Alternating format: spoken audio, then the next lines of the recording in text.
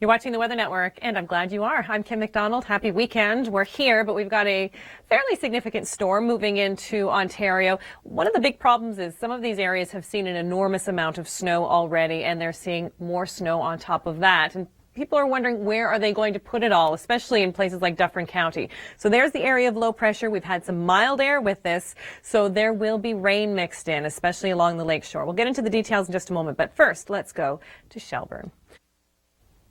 Thanks, Kasia. Here are the snowfall warnings. You can see they're not right along the lakeshore, but Brockville towards Ottawa, yes, Huron, Perth, Dufferin County, Durham County, York region, at least northern York region, all of these areas, Waterloo, Wellington as well, 15 centimeters of snow potentially with this.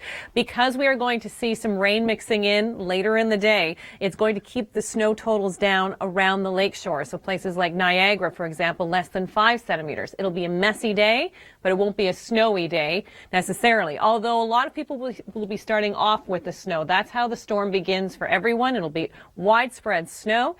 Moving into the early morning hours, there's the warm front. So as the low moves right across southern Ontario, north of it, that's where all the heavier snow is, say 407 northward, even 401, and then eastward, that's where the snow continues into the Maritimes. And we do have some significant snow coming to New Brunswick. Okay, so here are the next 3 days. It will remain on the mild side for the weekend, and then temperatures dropping by Monday. And there's another storm coming late day Tuesday. Okay, let's go into Atlantic Canada now. Illustrating how the winds whip that snow around, and that's been a real concern in a lot of areas in the east, blowing snow. It's just caused havoc on the roads. Okay, so here is Monday. I'm just going to show you the next low pressure system. It's moving in for Tuesday into Wednesday. Wednesday, a very stormy day, still long range, but this looks like a big storm, bigger than the one that's moving in through Saturday. So we're keeping our eye on that one, a Texas low. Here's the snowfall for Saturday night into Sunday for the Maritimes, up to 15 centimeters in places like Grand Falls, for example, in New Brunswick. Heavier snow for you and heavier snow for Newfoundland as well. For you, this will be Sunday. A huge snowman has drawn smiles from people in this neighborhood. And I'm going to send it back to you inside with more active weather coverage. You know,